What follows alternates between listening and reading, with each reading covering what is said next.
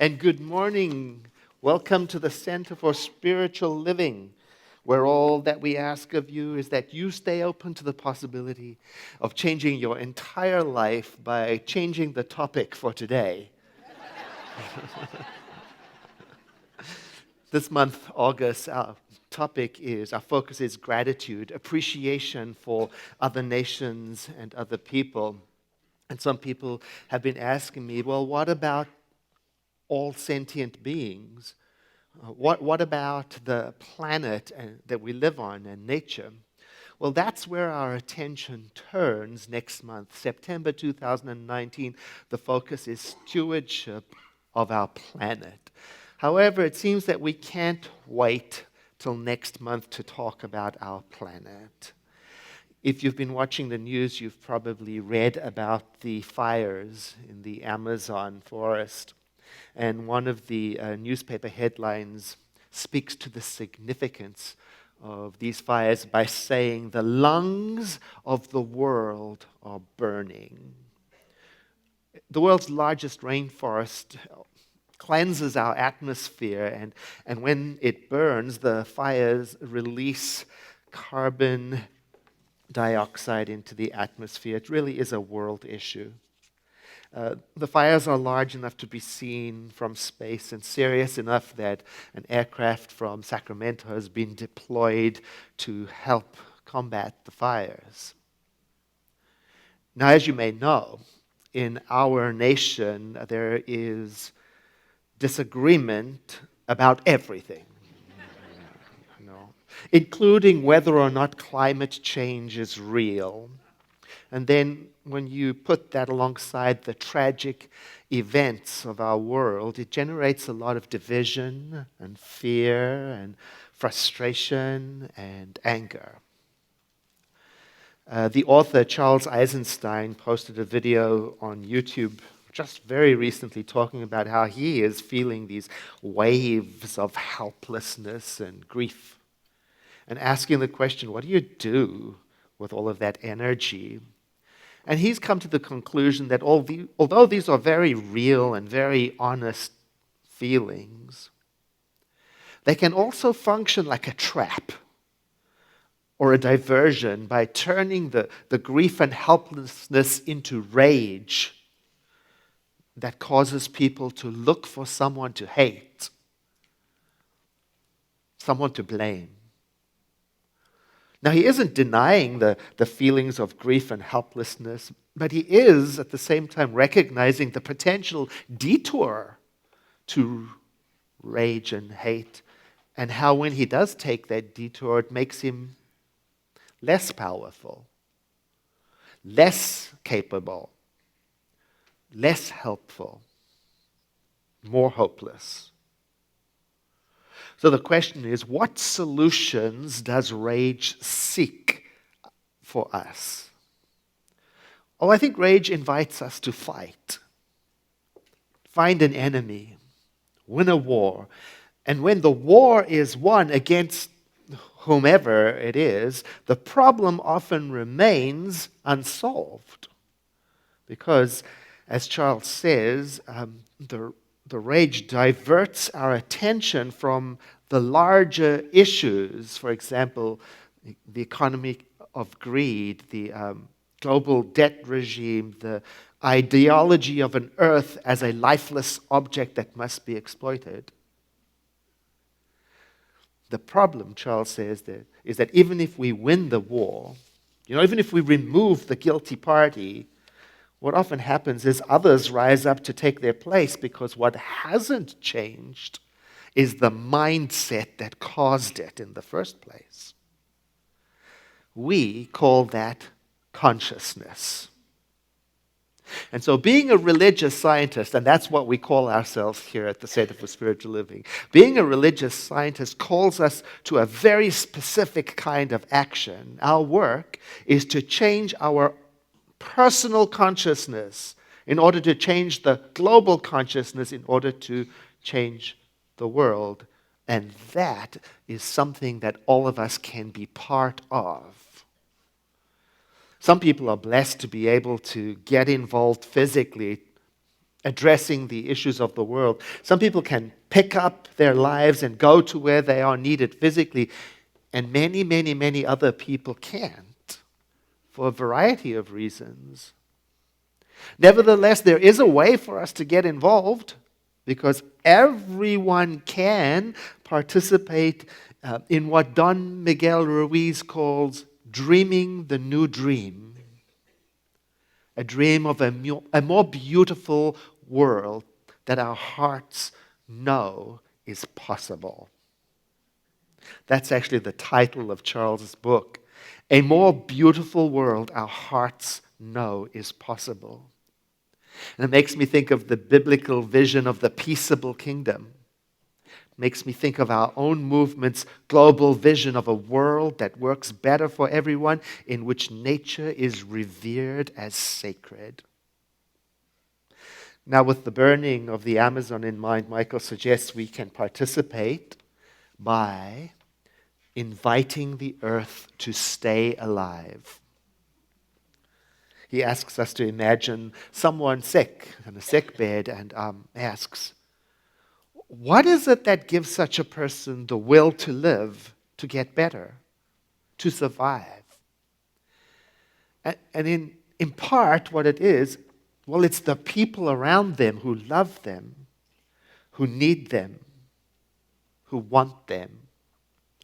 The feeling of gratitude and respect and encouragement, these fuel the consciousness and the action of healing, community, caring, interdependence, connection, honor and blessings and loving kindness. He says we can be that for our planet. So we are invited to imagine blessing our planet in everything that we do. We're invited to imagine showing love and respect to our planet in everything we do. We're invited to affirm a living earth, not a dead earth. That's a game changer in consciousness work. How does it help? How can this possibly help? Well, Charles Einstein says that he trusts the principle of morphic resonance. Morphic resonance is a theory that says when a change happens anywhere, it creates a field, like an energetic field or a pattern, so that similar change can happen elsewhere. We call that a change in our mental equivalent. That's our language. Same thing. A mental equivalent is what you and I accept as normal. And when we change what we accept and allow and permit to be normal, we create a pattern for further change to take place. And a change in our mental equivalent is a change of perception that orients us in the direction of the change and growth and wholeness we wish to see emerge. Charles Eisenstein describes it as a change on the level of heart. He says, I don't know how specifically this change will change the situation in Brazil, but I've learned to trust. I'm learning to trust this causal principle. Trust the causal principle. He's speaking our language. We call it consciousness. And we are learning to trust consciousness. I like to say, I trust consciousness to do the heavy lifting when I don't personally know what to do. And so I'm remembering my job is to lift up the level of my consciousness as high as I possibly can. And to get to that high vibration in consciousness about the issues of the world, I may have to put down my grief, my anger, my fear, my disappointment for a moment, because I cannot take them with me into the temple of my creative heart, not if I want to create a war-free zone. And if I find myself not ready and not able to set aside my grief or frustration because it's too overwhelming, then my work is to get help.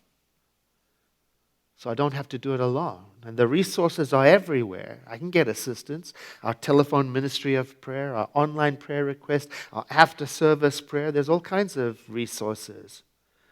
And then when I am ready to go into the temple of my creative heart, that's where I can expect to meet intuition and my innate knowledge.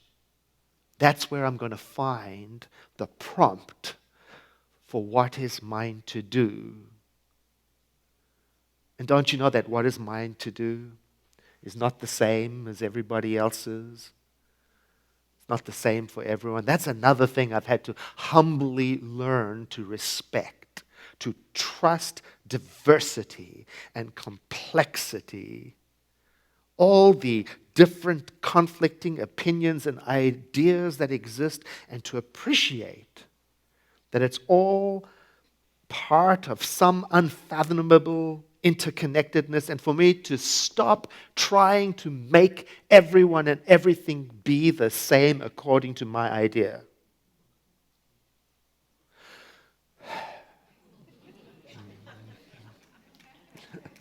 Kevin and I just recently saw a movie, and maybe you've seen it too, The Biggest Little Farm. Anybody seen The Biggest Little Farm? Well, it's a movie about a couple from Santa Monica who purchased a dried-up farm in Moorpark, California. The soil had been utterly depleted of nutrients. Not to mention, they go through a natural drought as well. So they plant 10,000 trees from 200 different crops. See, before, the farm had only one single crop. Uniformity, conformity. And apparently that didn't work out too well for the old farm. So it took them 7 years to bring the balance back to the land so that a complex and diverse ecosystem could establish itself as a living, self-regulating system of friends and perceived enemies, all with their part to play for the greater good. One of the many things that caught my attention in the movie was when, at the end of the drought season, the heavy rains came and deposited gallons and gallons of water on all the farms in the area. The neighborhood farms lost all their topsoil. It just got washed away by the torrents of water. But because John and Molly, the new farmers in the story, had awakened the complex ecosystem, the ground cover and the soil health withstood all of the flooding, and rather than wash away all of their hard work, it soaked up the water and refilled their aquifers. So it turns out that their safety, their survival, their thriving came from a mindset of interconnectedness, interdependence, inclusion, diversity, and complexity. Charles Eisenstein describes the mindset that generates despair as the mindset of a separate self in a world of other, interacting by force to make things happen in a mechanical universe that is to be taken advantage of. And so he asks, what if the universe doesn't work like that? What if self and other are interwoven intimately? What if there is a mysterious connection between what goes on inside and what goes on outside? What if we are part of a living universe? And with those questions, he has described part of our Science of Mind teaching at the center. Here's how we say it. We believe in God, the living Spirit Almighty, and this one Spirit is in and through all creation, but not limited to the physical world. We believe in the unity of all life, and that the highest God and the innermost God is one God. We believe in the direct revelation of truth through our own intuitive nature, and that anyone may become a revealer of truth who lives in close personal contact with the indwelling Spirit. Oh, and that's a reminder for me to live in close personal contact with the indwelling Spirit. So I got to find my way back. I've got to reawaken and re-resonate with hope and encouragement and love. And I've got to take that with me into the creative temple of my heart, so that I can feel the direct impress of the living Spirit, so that I can feel its instructions for what is mine to do. And it doesn't mean I will suddenly have a plan to stop whatever danger is currently present, but it does mean I'm making myself available to what wants to be the next step. The mind may have no way of knowing how to get from A to B to the solution, but the heart knows it's possible. We call that vision. In that movie, The Biggest Little Farm, in those 7 years that they took to reestablish the balance, it wasn't easy. It didn't just go easily because so many of the systems were broken, out of balance. And as they reawoken, too many snails destroy too much foliage, too many birds eat too much fruit, too much dung creates too many flies, too much moles eat too many roots of the trees, and the farmers become overwhelmed, running on empty, chasing after solution, one problem after another, until they learn to stop. Stop fighting. They had to stop waging war on what seemed like one enemy after another. They had to avoid buying into the mindset of eliminate the threat. They had to wait, watch, and listen to the wisdom that wanted to emerge. And I won't ruin the movie for you, but something wonderfully organic happens. So, even though my mind may not have the understanding of how to get from here to there, I must stick with what my heart knows is possible. And because the social mind is so immersed in conflict and separation, my spiritual work is to readjust my thinking every day to the reality of interconnectedness and oneness and the mystery of complexity and the value of diversity. Charles ends his video with a beautiful request to us. Please, do not take the bait offered that comes along with life's tragedies, the bait that diverts us to hatred and blame. Don't get caught up in despair. It's not that these are not real and deep feelings and responses. They are normal. They're part of the human condition called caring. And right now, as agents of change, we need each other's highest vibration, strengths. Strength not to wage war, but to stay loyal to what our hearts know, to stay open to the prompting of Spirit within, to develop a naive optimism, and to trust that there is an intelligence operating in life, an intelligence that is not separate from life, but one that runs its holiness through us whenever we turn to it. An intelligence that knows how and where to use you and me in revealing wholeness. Spiritual practice is not a substitute for action. It is its own action. It is a radical reorienting of the mind for the purpose of being loyal to wholeness. And if we want to stay awake and honest with our spiritual practice, we can check, we can ask ourselves, when I enter the temple of my heart, does it make me more paralyzed or more energized? Does it make me less caring or more caring? And we can be our own judges and evaluate the experiment of consciousness. Together, I believe, even right now, we are creating a new normal, and I believe that we need each other's encouragement in the form of the highest energy we can attain. I invite you to breathe in with me and exhale, letting your eyes close as I read to you this Hawaiian prayer. Let us give thanks for the world around us. Thanks for all the creatures, stones, and plants. Let us learn their lessons and seek their truths, so that their path might be ours, and we might live in harmony, a better life.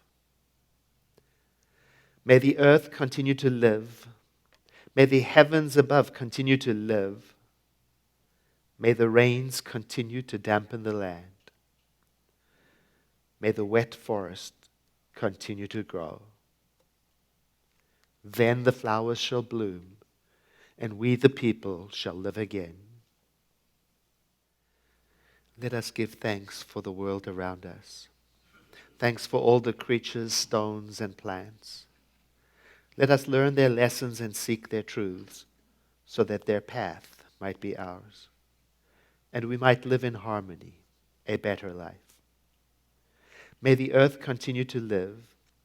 May the heavens above continue to live. May the rains continue to dampen the land. May the wet forests continue to grow. Then the flowers shall bloom, and we shall live again. To bring our time of prayer and contemplation to an end, I invite you to breathe in deeply with me and to sigh.